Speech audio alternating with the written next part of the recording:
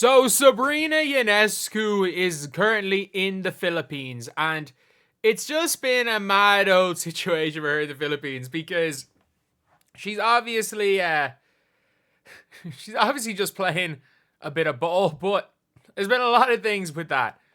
And I'll talk a little bit about her heated exchange with one of the players a little bit later. But if you guys didn't see, like, she's getting swarmed when unveiling courts. Like, I don't think people realize, people genuinely don't realize how big basketball is in the Philippines. Like, if you think basketball is big in America, no. Go to the Philippines. Go to the Philippines. There is a literal, like, there is an obsession with the sport. Genuinely. And, like, it was mad. It was absolutely mad. Like, in fairness, I had kids running after me. This is like 2 years ago. Hairline was a bit better than it is right now. I was, 10 pounds lighter. Had a beard. I had just kids running after me shouting Luca. And I'm like, 6'2". But everyone's tiny there. So, I mean, 6'2" to 6'6", same difference there. But, like, there was an obsession with basketball in the Philippines.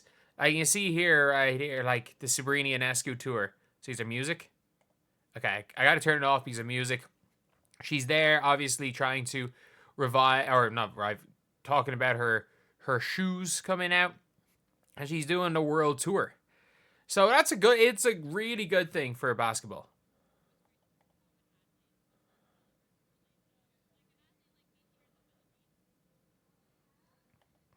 So she's there doing, like, coaching clinics, which is good with players in the Philippines.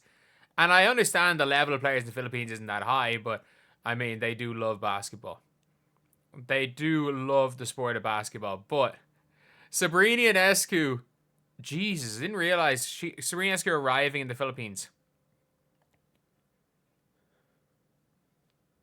Of course, people outside are probably going a little crazy. We're about to go crazy ourselves. Here we go.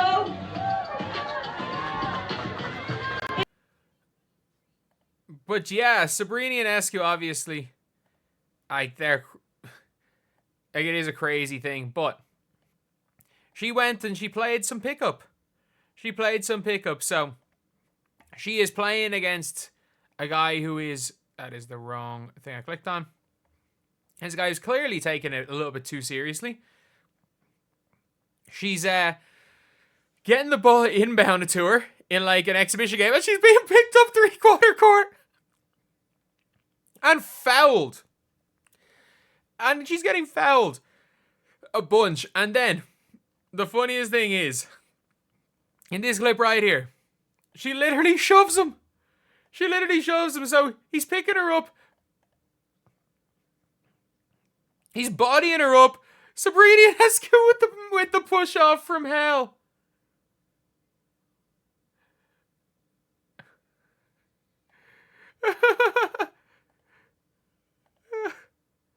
The commentators, I'll have to, in case, if this is copyright music, I don't really care, but let's take a listen. Ooh,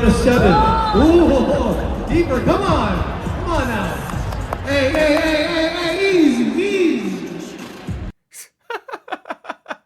Oh, wow.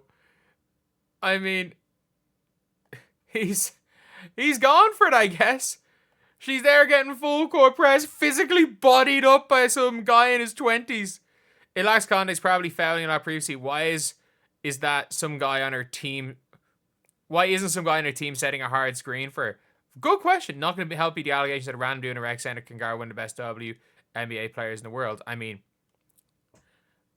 there's very much difference between physically. I mean, that's just that dude's probably, if you're playing in that exhibition game, it's probably not a random dude in a rec center.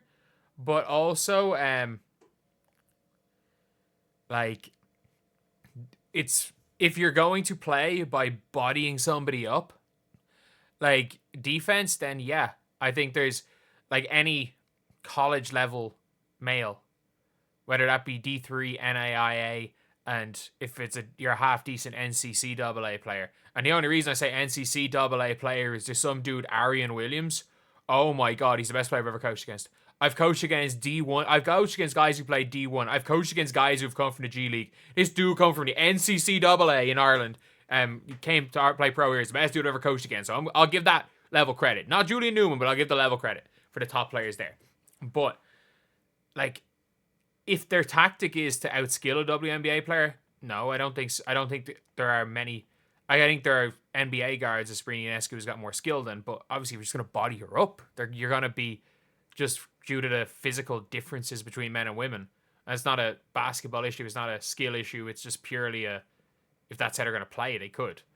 Which is why, like, again, the male practice players for WNBA teams, their goal is, like, they can't just body them up and go 100% and just dominate physically. But, yeah, Sabrina, obviously, in here, why are the guys playing girls? It's an exhibition game. Why didn't she get a technical foul? Wham, legal treatment. Dear Lord.